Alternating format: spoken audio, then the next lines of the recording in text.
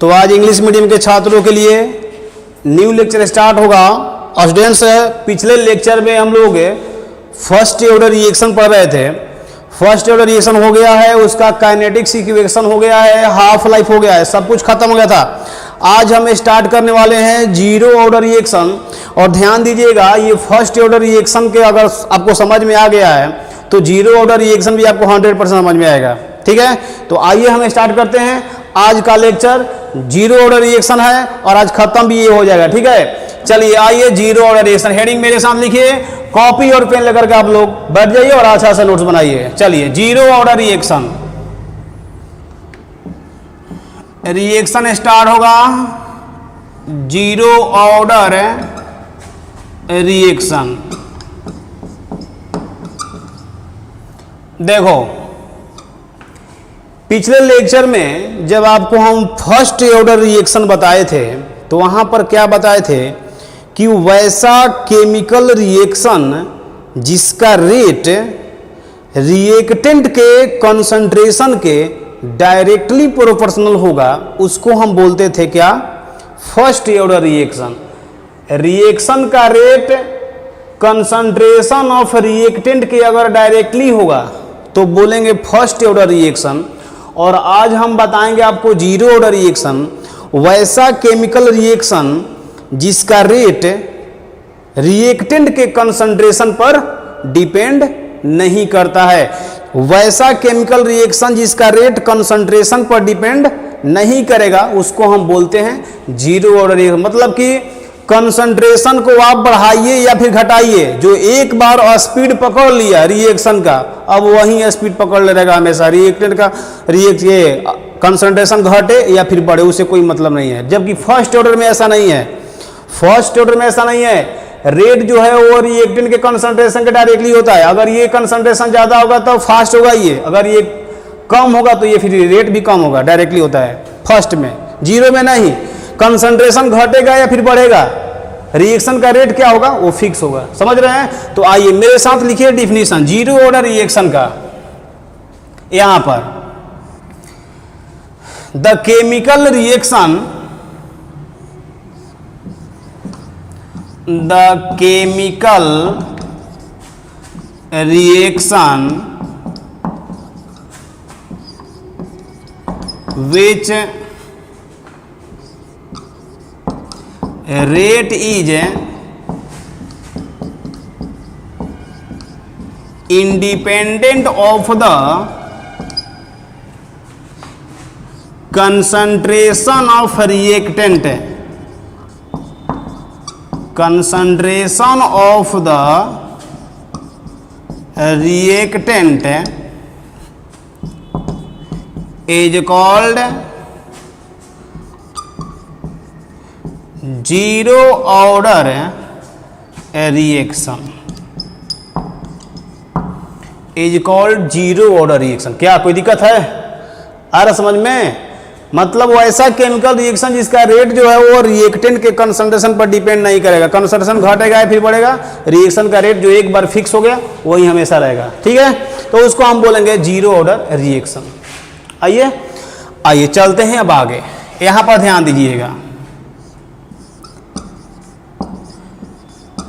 Rate law equation. Zero order reaction के लिए rate law equation आप देखेंगे। देखिए कैसे लिखेंगे हम रेट लॉ इक्वेशन। पहले हम क्या कर रहे हैं कि एक सिंपल रिएक्शन ले रहे हैं जिसमें ए रिएक्टेंट है और पी प्रोडक्ट है। क्लियर है ना? सब कुछ माइंड में सेट करते चलिए, बहुत आसान है। रिएक्टेंट कन्वर्ट कर रहा है प्रोडक्ट में। आपसे कह रहा है कि यह रिएक्शन जीरो ऑर्डर का है, उसी का रेट लिख रहे हैं। रेट लॉ इक्वेशन किसके लिए? जीरो ऑर्डर के लिए है। तो आप लिखिएगा rate law equation R equal to K reactant का कंसंट्रेशन। ऐसे ध्यान दीजिएगा, अगर आप इस रिएक्शन का रेट लॉ इक्वेशन अगर लिखे हैं तो बोलो तो इसका पावर कितना है? यहां पर कुछ नहीं है तो पावर 1 है, तब ये फर्स्ट ऑर्डर का रिएक्शन हो जाएगा। आप क्या पढ़ रहे हैं? जीरो ऑर्डर का रिएक्शन, तो आपको क्या करना पड़ेगा? यहां पावर 0 देना पड़ेगा। और पावर 0 तो बोलिए किसी भी नंबर का अगर पावर 0 हो तो उसका वैल्यू कितना होता है, 1 होता है।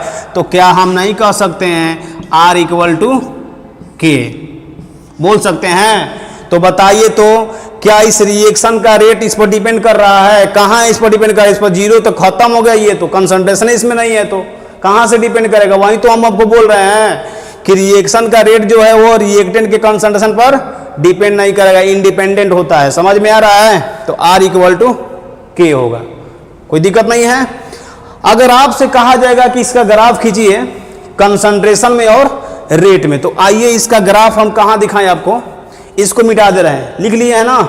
चलिए तो इसको हम मिटा करके इसका ग्राफ आपको बता रहे हैं। अच्छा से सब कुछ माइंड में सेट करते चलिए, बहुत ही आसान है, आप सोच भी नहीं सकते हैं कि इतना ये आसान है, समझ लीजिए। चलिए तो अब आपको एक ग्राफ बता रहे हैं। ग्राफ ये है, यहां पर हम ले रहे हैं रिएक्टेंट का कंसंट्रेशन ले रहे हैं, ठीक है, और इस पर हम ले रहे हैं रेट ले रहे हैं। आपको क्या बोले हैं कि कंसंट्रेशन को कितना भी बढ़ाते जाइए, 0 ऑर्डर के रिएक्शन में रेट कंसंट्रेशन पर डिपेंड नहीं करता है। तो आप कंसंट्रेशन कितना भी बढ़ाइए, रेट एक बार जो हो गया वही हमेशा फिक्स हो गया, बस ये रेट चल दिया, यही रेट घटने और बढ़ने वाला ही है, जो एक बार रेट हो गया वही फिक्स रहेगा। ये क्लियर है? तो आप लोग इसको रेट ला इक्वेशन याद रखिएगा, R इक्वल टू K, और ये इसका ग्राफ है। कंसंट्रेशन में और रेट में कंसंट्रेशन पर डिपेंड नहीं करता है। प्रिंट कीजिएगा जल्दी, कर लिए क्या? हो गया? चलो हो गया, तो इसको मिटाएंगे अब।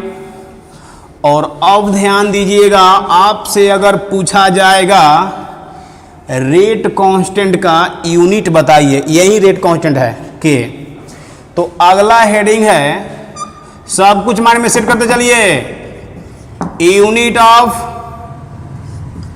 K for 0 order reaction. 0 order reaction के लिए K का यूनिट क्या होगा? ठीक है, तो हमको ये बताइए कि आप रेट ला इक्वेशन क्या लिखे हुए हैं? आप लिखे हैं rate law equation R equal to K। क्या आप लोगों को पता है कि रेट ऑफ रिएक्शन R जो है, रेट ऑफ रिएक्शन का क्या यूनिट होता है? रेट ऑफ रिएक्शन का क्या यूनिट होता है? नहीं पता है? केमिकल काइनेटिक्स के फर्स्ट लेक्चर में ही हम बताए हुए हैं। केमिकल काइनेटिक्स के फर्स्ट लेक्चर में ये बताया हुआ है कि रेट ऑफ रिएक्शन का क्या यूनिट होता है। देखो तो रेट ऑफ रिएक्शन क्या होता है? Change in concentration. देखते जाना पहले यहां पर, rate of reaction change in concentration per unit time. सही है? फर्स्ट लेक्चर में आपको बताया हुआ है change in concentration per unit time. तो ये क्या है? कंसंट्रेशन है। कंसंट्रेशन मतलब भूत, मोलारिटी। तो मोलारिटी का यूनिट आपको पता नहीं है? मोलारिटी का यूनिट होता है मोल पर लीटर। ये हो गया कंसंट्रेशन, मोल पर लीटर, और ये dt क्या है? टाइम है। तो कौन है? मोल पर लीटर पर टाइम है, बस खत्म हो गया। तो रेट आपको पता है, इसका यूनिट। तो हमको ये बताओ R इक्वल टू K होता है, तो क्या जो R का यूनिट होगा वह K का भी यूनिट होगा? माइंड में सेट है? तो हम यहां लिखेंगे K का यूनिट वही होगा जो R का यूनिट होता है। तो R का यूनिट क्या होता है? रेट का मोल पर लीटर पर सेकेंड। और ज्यादा अगर खुश हैं तो आप लिख लेंगे मोल पर लीटर, और सेकेंड मत लिखो, यहां पर क्या लिखो?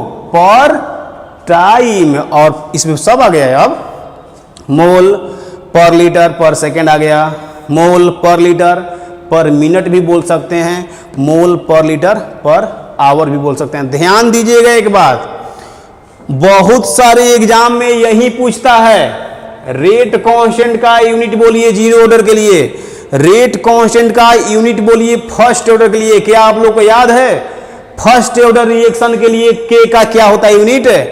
सेकेंड इनवर्स है। और क्या होता है? बोले थे ऑब्जेक्टिव में डायरेक्ट पूछता है, सेकेंड इनवर्स होता है K का यूनिट फर्स्ट ऑर्डर के लिए सेकेंड इनवर्स, या क्या बोलिए टाइम इनवर्स, और जीरो के लिए अभी आया है मोल पर लीटर पर सेकेंड। क्लियर? अब आइए जीरो ऑर्डर रिएक्शन के लिए कुछ आपको एग्जांपल्स बता दे रहे हैं, ध्यान दीजिएगा। यह रिएक्शन आपको देखने में जीरो ऑर्डर लगेगा नहीं, आपको माइंड आपका होना चाहिए पहचानने के लिए कि जीरो ऑर्डर का रिएक्शन है कि नहीं है। समझे? देखेंगे आप तो नहीं बता सकते हैं कि यह रिएक्शन जीरो ऑर्डर का है कि फर्स्ट ऑर्डर का है कि सेकेंड ऑर्डर का है। समझ रहे हैं? तो आपका माइंड होना चाहिए पकड़ने के लिए। आइए कुछ एग्जांपल्स आपको जीरो ऑर्डर का देते हैं, इसको हम मिटा दे रहे हैं। चलिए, तो अगला हेडिंग आप लोग लिखिए examples of zero order reaction. तो अगला हेडिंग आप लोग यहां पर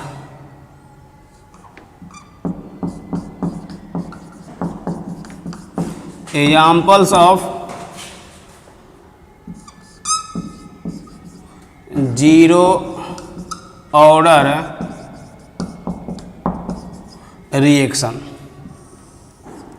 ठीक है, फर्स्ट एग्जांपल माइंड में सेट करते चलिएगा। आपको हम यहां पर ओनली 3 एग्जांपल देंगे और मैक्सिमम चांस है कि किसी एग्जाम में अगर पूछेगा जीरो ऑर्डर रिएक्शन का एग्जांपल बताइए तो मैक्सिमम चांस है उसी तीनों में से कोई ना कोई रहेगा। ठीक है, आइए पहला एग्जांपल देखिए। फर्स्ट एग्जांपल है decomposition of N2O, nitrous oxide है, लाफिंग गैस इसको बोलते हैं। Decomposition of N2O on hot platinum surface, on hot platinum surface. देखिए क्या कह रहा है कि N2O का डिकम्पोजिशन अगर हॉट प्लेटिनम के सरफेस, प्लेटिनम जानते हैं प्लेटिनम, गोल्ड प्लेटिनम है, तो प्लेटिनम के सरफेस पर अगर इसको डिकम्पोज करेंगे, तोड़ेंगे, तो कह रहा है कि वह रिएक्शन जीरो ऑर्डर का रिएक्शन होगा। समझ रहे हैं? देखिए यहां पर लिखिए N2O, इसको क्या कीजिए कि हॉट प्लेटिनम के सरफेस पर हीट करो। हॉट प्लेटिनम के सरफेस पर हीट करना है और हीट करेंगे तो यह आपको टूटेगा N2 और हाफ O2 में। ध्यान दीजिए, यह रिएक्शन देखने में आपको लग रहा है फर्स्ट ऑर्डर का रिएक्शन है। फर्स्ट ऑर्डर का रिएक्शन है क्योंकि यहां पर कितना है 1, और जहां पर आप बोले इसको फर्स्ट ऑर्डर रिएक्शन, महा रॉन्ग हो जाएगा। समझे? तो माइंड में सेट रखिएगा, अगर हॉट प्लेटिनम के सरफेस पर इसका डिकम्पोजिशन करेंगे तो वह जीरो ऑर्डर का रिएक्शन होगा। इसका मतलब ये हुआ कि N2O का कंसंट्रेशन बढ़ेगा या फिर घटेगा, इस रिएक्शन का रेट फिक्स होगा, फिक्स रेट रहेगा। समझ रहे हैं? जबकि फर्स्ट में ऐसा नहीं होता है, कंसंट्रेशन घटेगा रिएक्टेंट का तो रेट घटेगा, कंसंट्रेशन बढ़ेगा तो रेट बढ़ेगा, क्योंकि वहां पर रेट क्या था, कंसंट्रेशन के डायरेक्टली था। क्लियर हो रहा है ना? माइंड में सब सेट कर दो, बहुत आसान है, सब कुछ सेट करो। इसके बाद हम आ रहे हैं नंबर सेकेंड एग्जाम्पल में। ये काफी VVI एग्जाम्पल है। यहां देखिए VVI एग्जाम्पल लिख दिए ना, लेकिन है बहुत आसान। H2Cl2, H2 प्लस Cl2, ये तो मतलब छोटा बच्चा भी बता सकता है क्या बनेगा। H2Cl2 क्या बनेगा जी? NaCl बनेगा, और क्या बनेगा? और यहाँ देखो बैलेंस करना है, 2 है, 2 है, तो यहाँ पे क्या करेंगे 2 लगा दो, बैलेंस है, बैलेंस है। ध्यान दीजिएगा, अगर यहाँ पर ultra violet light, UV light, ultra violet light अगर आप यहाँ यूज करते हैं तो यह रिएक्शन जीरो ऑर्डर का रिएक्शन होगा, जबकि अगर आप देखेंगे तो आप क्या कहेंगे, यह सेकेंड ऑर्डर का रिएक्शन है, क्योंकि आप इसका रेट लॉ इक्वेशन लिखेंगे अगर, तो आप कहेंगे कि सर लिखिए R इक्वल टू के कंसंट्रेशन ऑफ H2 और फिर क्या लिखेंगे जी, कंसंट्रेशन ऑफ Cl2, यही नहीं आप लिखेंगे तो कहेंगे कि सर ऑर्डर क्या होता है, कंसंट्रेशन के पावर का सम, तो यहाँ 1 यहाँ 1 कितना हो गया 1 1 2, तो आप कहेंगे इसका ऑर्डर कितना हो जाएगा 2 और आपका गलत हो जाएगा, गलत हो जाएगा, क्योंकि अल्ट्रा वायलेट लाइट अगर देंगे तो अल्ट्रा वायलेट लाइट देने के बाद यह रिएक्शन जीरो ऑर्डर होता है, 0 0 देना पड़ेगा आपको, कंसंट्रेशन पर डिपेंड नहीं करता है रेट, समझ में आ रहा है। तो इस रिएक्शन को माइंड में आप सेट रखिए। 2 एग्जांपल हो गया, चलिए थर्ड एग्जांपल, तीसरा एग्जांपल भी काफी भी आई है, इसको मिटाएंगे हम, मिटा दें, लिख लिया, चलो लिख लिया, तो इसको हम मिटा दे रहे हैं। अब आ रहे हैं नंबर थर्ड एग्जांपल में, ठीक है, और थर्ड एग्जांपल देखिए कौन सा है, यहाँ पर नंबर 3 देखिए क्या है,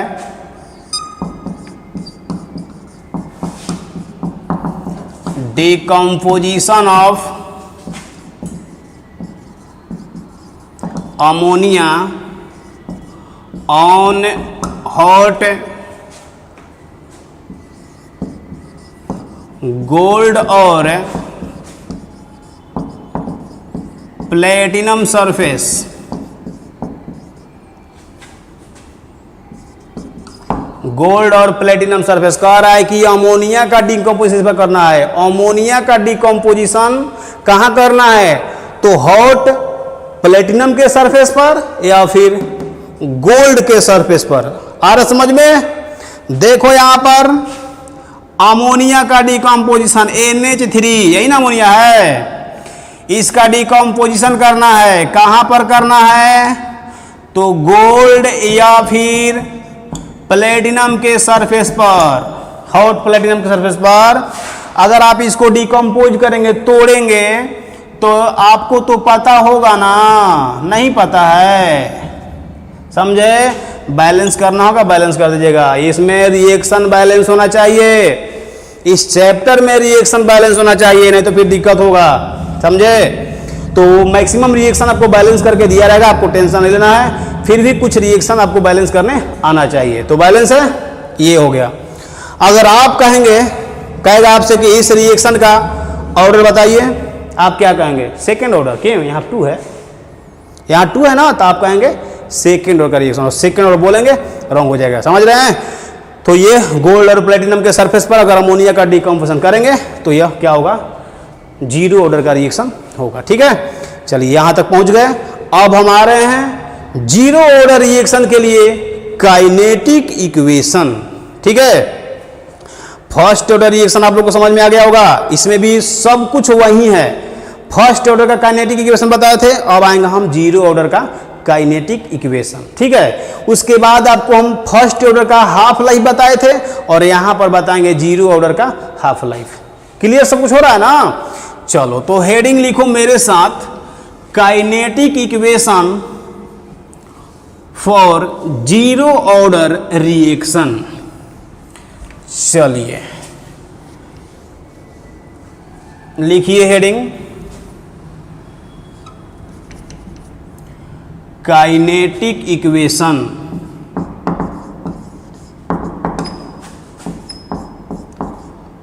for zero order reaction, zero order reaction, ठीक है। देखो माइंड में सब सेट करते जाना, काफी इंपॉर्टेंट है। अगर आपको बता दे रहे हैं 12th अगर बोर्ड में आप हैं तो 12th के एग्जाम में लॉन्ग टाइप में इसको पूछता है कि जीरो ऑर्डर रिएक्शन क्या होता है, इसके काइनेटिक इक्वेशन को डिराइव कीजिए। ध्यान दीजिएगा कि और बात कि इस काइनेटिक इक्वेशन को कुछ लोग इंटीग्रेटेड रेट लॉ इक्वेशन बोलते हैं। माइंड में सेट रखो, लिखवाएंगे नहीं, बोल दिए। इंटीग्रेटेड रेट लॉ इक्वेशन भी बोला जाता है, क्योंकि काइनेटिक इक्वेशन जो जीरो ऑर्डर का आता है वह इंटीग्रेशन के द्वारा निकाला जाता है। इंटीग्रेशन करेंगे, देखिएगा, ठीक है ना। आइए एक छोटा सा एग्जाम्पल लेकर के आपको इसको हम डिराइव करके दिखा रहे हैं। माइंड यहीं पर रखेंगे आप। एक छोटा सा एग्जाम्पल ले लेते हैं। ए कन्वर्ट कर रहा है पी में, ठीक है। t इक्वल टू 0 पर, t इक्वल टू 0 मतलब क्या समझ रहे हैं, रिएक्शन अभी स्टार्ट नहीं हुआ है। तो t इक्वल टू 0 पर A का कंसंट्रेशन मान लेते हैं A।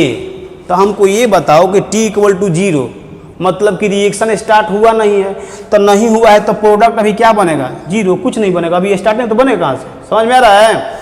कुछ समय के बाद, किसी पार्टिकुलर टाइम पर, मतलब कुछ समय के बाद, तो हम मान लेते हैं कि t इक्वल टू टी, मतलब कि t टाइम के बाद। तो आपको पता है ना कि जब कोई रिएक्शन स्टार्ट होता है तो रिएक्टेंट डिक्रीज करता है और प्रोडक्ट इंक्रीज करता है। इतना तो पता होगा ना, नहीं पता है, पता है।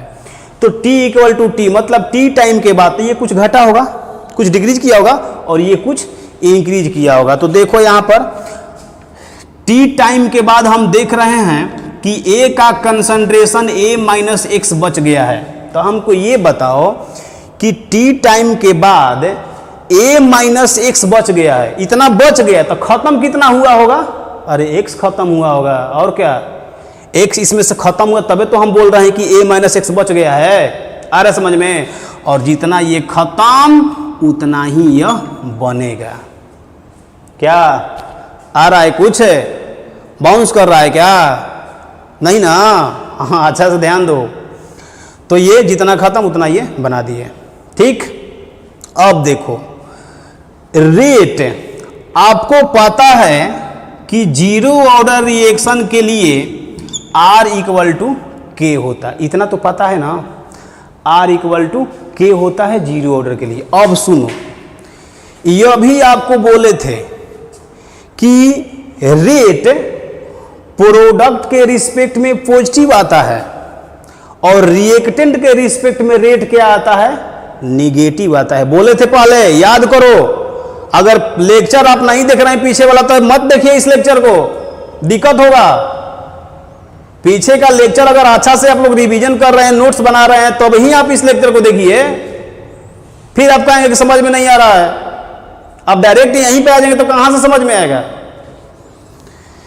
तो प्रोडक्ट के रिस्पेक्ट में रेट पॉजिटिव होता है, रिएक्टेंट के रिस्पेक्ट में रेट क्या होता है, निगेटिव होता है। क्यों होता है बता दिए थे कि रिएक्टेंट डिक्रीज करता है इसलिए निगेटिव आता है, और प्रोडक्ट इंक्रीज करता है इसलिए पॉजिटिव आता है, समझे। तो अगर हम प्रोडक्ट के रिस्पेक्ट में रेट लिखेंगे तो चेंज इन कंसंट्रेशन, कितना का चेंज हुआ है, एक्स का चेंज हुआ है ना, change in concentration per unit time is called rate of reaction. X का चेंज हुआ है तो हम लिखेंगे dx by dt, rate of reaction. अगर रिएक्टेंट के रिस्पेक्ट में लिखेंगे आप तो रिएक्टेंट के रिस्पेक्ट में क्या लिखेंगे, माइनस यहां लगा देंगे, change in concentration per unit time. Reactant के रिस्पेक्ट में रेट ये होगा और प्रोडक्ट के रिस्पेक्ट में ये रेट होगा। आप किसी के द्वारा भी लिख सकते हैं, कोई दिक्कत नहीं है। ऐसे मैक्सिमम बुक में रिएक्टेंट के द्वारा ही इसका काइनेटिक इक्वेशन निकाला गया है, इसलिए हम भी आपको रिएक्टेंट के द्वारा ही बता रहे हैं। हम दोनों बताएंगे, प्रोडक्ट के द्वारा भी बताएंगे कि क्या होगा काइनेटिक इक्वेशन, और रिएक्टेंट के द्वारा ही बताएंगे, ठीक है। तो आइए चलते हैं, आपको R इक्वल टू के यहां पर लिखेंगे हम, R equal to K. Reactant का अगर रेट होता तो हम ये लिखेंगे, change in concentration per unit time. तो यहां लिखेंगे change in concentration per unit time equal to लिखेंगे के। ध्यान देते रहना। इसको हम लिख सकते हैं dx dt को उधर ले जाएंगे तो ये होगा k dt। कोई सही है। दोनों साइड क्या करो, इंटीग्रेट करो, ठीक है। तो इंटीग्रेट करेंगे तो ये नेगेटिव साइन है तो नेगेटिव को तुम बाहर कर दो। नेगेटिव साइन को क्या करेंगे हम, बाहर कर देंगे। क्लियर है? के कांस्टेंट है तो कांस्टेंट भी बाहर करो। अब देखो dx का अगर आप इंटीग्रेशन करेंगे तो ये आएगा x, माइनस पॉलिस था और dx का x आ गया। के कांस्टेंट है तो कांस्टेंट बाहर आ जाएगा। dt का इंटीग्रेशन करेंगे तो t और एक आता है इंटीग्रेशन कांस्टेंट c, पता है ना? पता है, तो एक आएगा इंटीग्रेशन कांस्टेंट c। अब बताए थे आपको पिछले लेक्चर में कि c का वैल्यू निकालने के लिए, c का वैल्यू निकालने के लिए हमको जाना पड़ता है इनिशियल कंडीशन में। इनिशियल कंडीशन तो हम चलेंगे इनिशियल कंडीशन में, क्योंकि हमको c का वैल्यू यहां पर रखना है निकाल करके, इसको रिप्लेस करना है। तो हम चलेंगे by initial condition. Initial condition शुरू में, तो हमको ये बताओ शुरू में क्या था? t equal to 0। अरे t इक्वल टू 0 ना शुरू में, स्टार्टिंग में।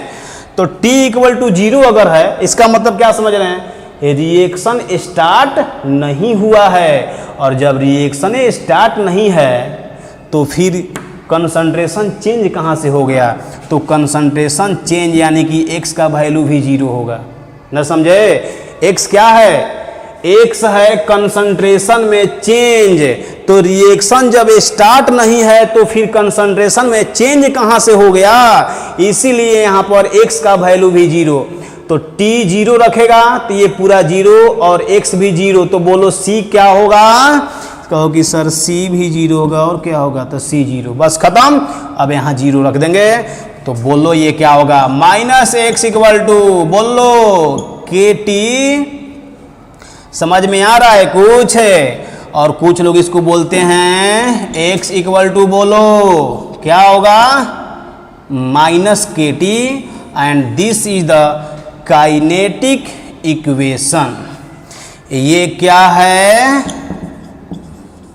तो kinetic equation for zero order reaction. Zero order reaction के लिए काइनेटिक इक्वेशन है, लेकिन कब? तो रिएक्टेंट का अगर हम यहाँ रेट लेकर के चलेंगे तब, ये रिएक्टेंट का रेट लेकर चलेंगे उस टाइम का है x इक्वल टू माइनस के टी। अगर दिक्कत हो रहा है तो यहाँ पर आप लिख लेंगे इफ नहीं लिखो फॉर लिख दो, फॉर रिएक्टेंट। फॉर रिएक्टेंट का यहाँ पर हम रेट लेंगे तो काइनेटिक इक्वेशन हम ए लिखेंगे। ठीक है? अब ध्यान देना, कोई लोग कह रहा है कि सर अगर प्रोडक्ट का लेकर चलते तो प्रोडक्ट का क्या होता है? रेट पॉजिटिव होता है। तो यहाँ निगेटिव साइन हटा दीजिए, यहाँ से निगेटिव हटा दीजिए, निगेटिव हटा दीजिए, निगेटिव हटा दीजिए, तो क्या होगा? बेटा तो इसको लिख लिया है, लिख लिया? चलो तो लिख लिया है। तो अगर कुछ लोग कह रहे हैं कि सर अगर प्रोडक्ट होता तो बताइए, तो प्रोडक्ट होता तो क्या करते? प्रोडक्ट हो जाएगा तो ये पॉजिटिव ना, तो पॉजिटिव तो ये निगेटिव नहीं पॉजिटिव आएगा। और आप लिखना x इक्वल टू के टी। यह भी है काइनेटिक इक्वेशन ही, यह भी क्या है? Kinetic equation.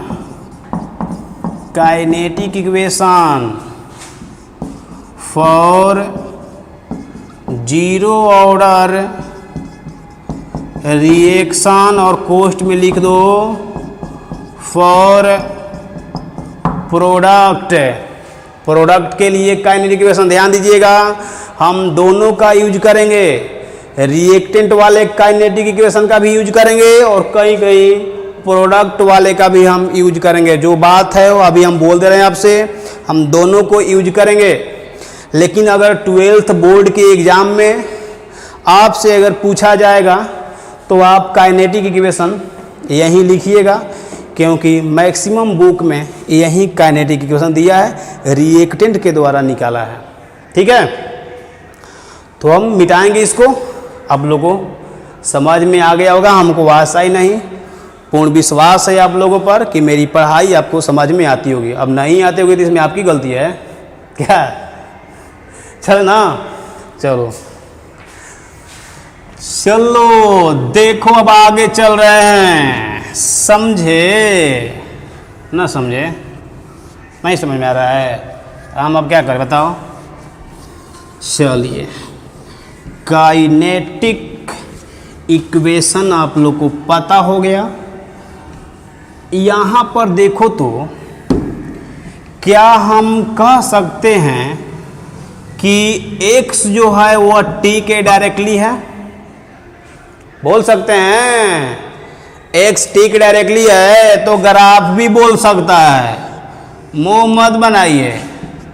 आपसे कहेगा कि ठीक है ग्राफ तब खींच दीजिए इसका, तो आप यहाँ रखिए t और यहाँ रखिए कंसंट्रेशन, ग्राफ खींच दीजिए, हो गया खत्म। कोई पूछ देगा कि x क्या है, तो कितना लोगों को ये अभी नहीं पता है कि x क्या है। x क्या है तो आप कहिएगा कि रिएक्टेंट का कंसंट्रेशन जो यूज हो गया है, या फिर कहिएगा प्रोडक्ट का कंसंट्रेशन जो बन गया है। समझ रहे हो, जो बना है देख लेना, अभी रिएक्शन जो दिए थे तो आप यहां लिखेंगे कंसंट्रेशन ऑफ रिएक्टेंट यूज्ड, या आप इसको बोल सकते हैं x को concentration of product formed, concentration of product formed. क्या कोई दिक्कत है इसमें? सब कुछ माइंड में सेट है, सब कुछ सेट करते चलो, हो गया ये। चलो तो इसको हम मिटाएंगे। x क्या है तो रिएक्टेंट का कंसंट्रेशन जो यूज हो गया, यानी हम कह सकते हैं कि प्रोडक्ट का कंसंट्रेशन भी कह सकते हैं इसको, जो बन गया। पहले जीरो था, देख लेना रिएक्शन में पहले प्रोडक्ट का कंसंट्रेशन क्या था, जीरो था, लेकिन कितना बन गया, x बना था। तो हम नहीं कह सकते हैं कि कंसंट्रेशन का प्रोडक्ट है, प्रोडक्ट का कंसंट्रेशन है जो बन गया है, कंसंट्रेशन प्रोडक्ट फॉर्म। ठीक है, चलो आते हैं हम इसको मिटाएंगे अब। चलिए अब आगे देखिए, देखते चलिए, बहुत ही इम्पोर्टेंट क्लास चल रहा है। अगर इसके बाद भी आपको समझने में दिक्कत है तो भाई इसमें आपकी गलती है। तब इसका मतलब कि आप लोग स्टार्टिंग से लेक्चर नहीं देख रहे हैं, समझे। तो अगर 12th पास हैं तब तो आप कहीं से भी लेक्चर देख सकते हैं, लेकिन अगर 12th क्लास में हैं तो फिर भाई आपको स्टार्टिंग से लेक्चर देखना पड़ेगा, तो ही समझ में आएगा, ऐसे आने वाला नहीं है। चलो यहाँ पर आते हैं। यहाँ पर आपको क्या बताया गया कि रिएक्टेंट के केस में काइनेटिक इक्वेशन। तो देखो रिएक्टेंट के केस में काइनेटिक इक्वेशन आपको बताया गया है -x = kT, और यहाँ पर हम बोले थे कि लिख सकते हैं x = kT लिख सकते हैं। क्या कोई दिक्कत है? दिक्कत नहीं है। ये क्या है, कंसंट्रेशन में चेंज है। तो क्या हम यहाँ कह सकते हैं, क्या यहाँ पर हम कह सकते हैं कि रिएक्टेंट का कंसंट्रेशन फाइनल t टाइम पर, अरे चेंज क्या होता है, फाइनल माइनस इनिशियल ना, तो वहीं ध्यान दो खोपड़ा में, चेंज हमेशा होता है फाइनल माइनस इनिशियल। तो रिएक्टेंट का कंसंट्रेशन फाइनल माइनस रिएक्टेंट का कंसंट्रेशन इनिशियल 0 टाइम पर, समझे। ये हो जाएगा -kT। यहाँ से देखो तो रिएक्टेंट का कंसंट्रेशन t टाइम पर, इसको ले चलिए उधर, तो ये होगा -kT, और ये उधर जाएगा तो प्लस में हो जाएगा ना। A का कंसंट्रेशन 0 टाइम पर, तो देखो तो यही काफी VBI है। देखो तो क्या ये है y = mx + c, straight line का इक्वेशन है? नहीं है। तुम लोग मैथ नहीं पढ़ता है क्या जी? पढ़ा है स्ट्रेट लाइन ना, straight line, pair of straight line, circle, parabola, hyperbola, ellipse, पढ़ा नहीं है? अच्छा चलो पढ़े हैं। तो y = mx + c। तो आइए इसका ग्राफ यहाँ देखते हैं। ग्राफ देखते हैं, बिल्कुल ही आसान। वाई एक्सिस पर क्या है? तो कंसंट्रेशन है final. M x, x axis पर क्या है? तो टाइम है। सी क्या होता है स्ट्रेट लाइन की इक्वेशन में? Intercept on Y axis. तो वाई एक्सिस पर इंटरसेप्ट करा दीजिए। बोलो सी के जगह पर क्या है? तो कंसंट्रेशन है ए का 0 टाइम पर। एम क्या होता है? स्लोप। तो बोलो यहां पर स्लोप निगेटिव है कि पॉजिटिव है? यही ना स्लोप है एम। स्लोप निगेटिव है, तो निगेटिव है तो यहां से नीचे आएंगे। अगर पॉजिटिव रहता तो यहां से ऊपर जाते, तो निगेटिव है तो यहां से नीचे आएंगे। और स्लोप तो आपको पता है, बोलो स्लोप इक्वल टू क्या होता है? टेन थीटा इक्वल टू बोलो माइनस के। माइनस के स्लोप है। क्या कोई दिक्कत है इसमें? सब कुछ समझ में आ रहा है? माइंड में सेट है? सब सेट है? चलिए बहुत अच्छी बात है। आइए चलते हैं हम। अब हम आ रहे हैं हाफ लाइफ में। ठीक है, जीरो ऑर्डर रिएक्शन का हाफ लाइफ है। मिटाएंगे इसको? मिटा दें? चलो सब कुछ सेट करते चलो, और बार बार अपना नोट्स पढ़ते रहिए, रिवीजन कीजिए, तभी कुछ हो पाएगा। ऐसे कुछ होने वाला नहीं है, पढ़ते रह जाइए। अब आ रहे हैं हम जीरो ऑर्डर रिएक्शन के लिए हाफ लाइफ। ठीक है, देखिए कुछ नया नहीं है इसमें। हाफ लाइफ में फर्स्ट ऑर्डर रिएक्शन में आप लोग हाफ लाइफ पढ़ लिए होंगे। ठीक है ना? आइए हेडिंग लिखिए, half life for zero order reaction. Half life for zero order reaction. Zero order reaction के लिए हाफ लाइफ। ठीक है, तो हमको ये बताइए कि हाफ लाइफ क्या होता है? तो उस टाइम को हाफ लाइफ कहते हैं जितने टाइम में रिएक्शन 50% कंप्लीट हो गया है। यानी कह सकते हैं कि उस टाइम को हम बोलते हैं हाफ लाइफ, जितने समय में रिएक्शन आधा कंप्लीट हो गया है। नहीं, अब आप ही मान लीजिए अभी यंग हैं, तो जैसे जैसे आपका एज बढ़ेगा तो कुछ साल के बाद कहेंगे ना कि मेरा तो आधा एज खत्म हो गया है। नहीं समझ रहे हैं? तो समझ रहे हैं। तो 50% जितने समय में रिएक्शन 50% कंप्लीट हो जाएगा, उस टाइम को हम बोलते हैं हाफ लाइफ। क्लियर? आइए यहाँ देखते हैं।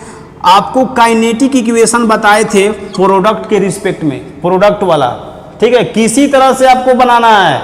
ये डेरिवेशन एग्जाम में नहीं आएगा कि हाफ लाइफ का डिराइव करके दिखाइए। याद है तो डायरेक्ट हिट कीजिए, याद है तो डायरेक्ट हिट कीजिए। डेरिवेशन हाफ लाइफ का नहीं पूछे, काइनेटिक इक्वेशन का डेरिवेशन आता है एग्जाम में। ठीक है, तो x इक्वल टू बोलो क्या होता है? kt। यही ना बताए हैं काइनेटिक इक्वेशन प्रोडक्ट में?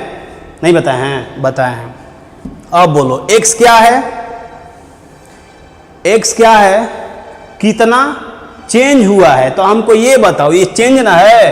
तो आपको क्या बोले हैं कि उस टाइम को हम हाफ लाइफ बोलते हैं जितने टाइम में रिएक्शन 50% कंप्लीट। तो अगर इनिशियल ए है, मान लो अगर कंसंट्रेशन ए था और 50% कंप्लीट हो गया, यानी हम कह सकते हैं कि ए के जगह पर a/2, अरे इनिशियल ए है तो 50% कंप्लीट हो गया, तो 50% मतलब a/2 ही ना।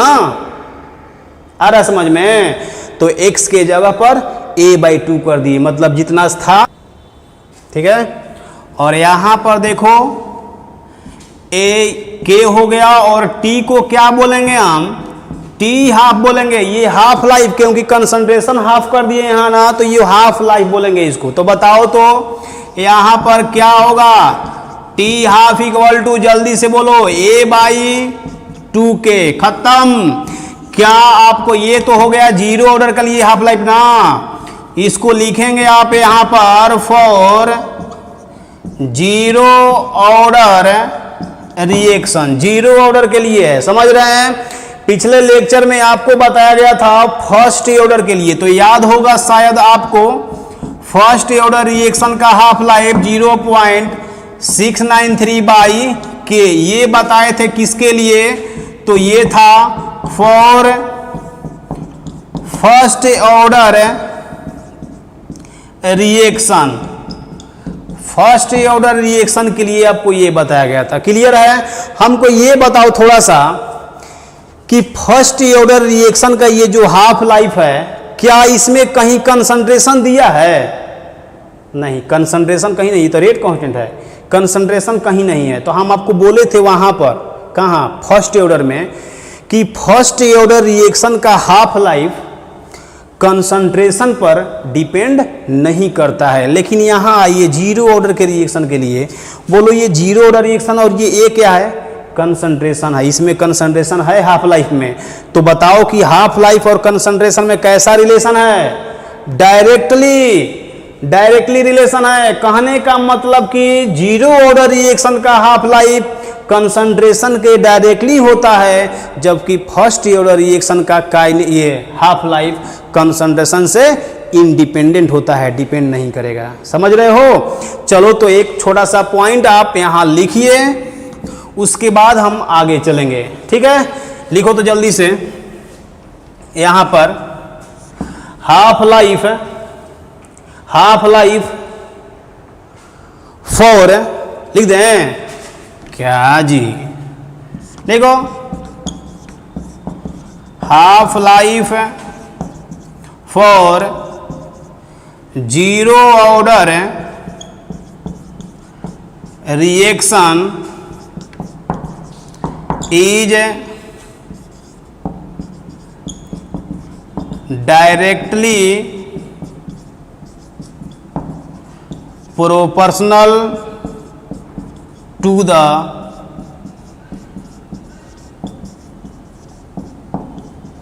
concentration of reactant. Concentration of reactant के डायरेक्टली होता है। मिटाएं इसको जल्दी, प्रिंट कर लिया है, कर लिया। देखो तो कह रहा है कि कंसंट्रेशन के क्या होता है, डायरेक्टली होता है। तो डायरेक्टली होता है तो आप चाहे तो इसका ग्राफ भी बना सकते हैं, अगर आप चाहें तो नहीं भी बना सकते हैं। जैसे देखो एक छोटा सा एग्जांपल आपको लेकर समझा रहे हैं। कोई जीरो ऑर्डर का रिएक्शन है, कंसंट्रेशन कितना है, रिएक्टेंट का ए है, ए था, उसको 50 होने में 100 से 50 क्या हो गया, आधा हो गया। तो आधा होने में उसको टाइम लग रहा है 20 मिनट का, 20 मिनट। अब बोलो कोई पूछेगा आपसे कि 50 से 25 होने में टाइम कितना लगेगा, है ना। तो देखो तो पहले 100 था तो 100 से 50, ठीक है, तो 20 मिनट। पहले 100 से 20 मिनट। अब 50 से 25, पहले 100 था और 50 से 25 मतलब कंसंट्रेशन घट न गया है। अब पहले 100 था, अब कितना है 50 से 20, आधा ही हुआ है, लेकिन कंसंट्रेशन कितना 50 है। तो जब कंसंट्रेशन घट गया तो हाफ लाइफ की घट जाएगा, क्योंकि आप लिखे हैं कि जीरो ऑर्डर रिएक्शन के लिए हाफ लाइफ रिएक्टेंट के कंसंट्रेशन के डायरेक्टली होता है। और यहाँ 20 मिनट, तो यहाँ हमको लगेगा टाइम 10 मिनट का। अगर यही फर्स्ट ऑर्डर का रिएक्शन होता, कौन सा, फर्स्ट ऑर्डर का रिएक्शन, तो फर्स्ट ऑर्डर रिएक्शन का हाफ लाइफ कंसंट्रेशन पर डिपेंड नहीं करता है। यहाँ 20 मिनट, तो यहाँ भी टाइम 20 मिनट ही लगता है। कंसंट्रेशन घटेगा बढ़ेगा कोई मतलब नहीं है। बताए थे पिछले क्लास में, अगर ये 1000 भी होता ना तब 500 होने में, मतलब कि आधा होने में 20 मिनट का टाइम लगता। कब, फर्स्ट ऑर्डर के लिए। लेकिन इसमें जीरो में ऐसा नहीं, कंसंट्रेशन अगर ज़्यादा होगा तो टाइम ज़्यादा लगेगा आधा होने में। समझ रहे बात ना। चलिए एक छोटा सा क्वेश्चन देखते हैं इसी पर, ठीक है ना। तो जल्दी से आप लोग क्वेश्चन को लिखिए। चलो देखिए, तो ये क्वेश्चन है, बिल्कुल ही क्वेश्चन ये इजी है। कह रहा है कि the decomposition of NH3 on platinum surface is zero order. हम भी तो आपको एग्जांपल बताए ना कि NH3 का डिकम्पोजिशन प्लेटिनम के सरफेस पर क्या होता है, जीरो ऑर्डर। तो ये भी दे दिया, ये भी जान रहा है कि आपको आता नहीं है इसलिए दे दिया, लिख दिया यहाँ पर ये जीरो ऑर्डर, ठीक है।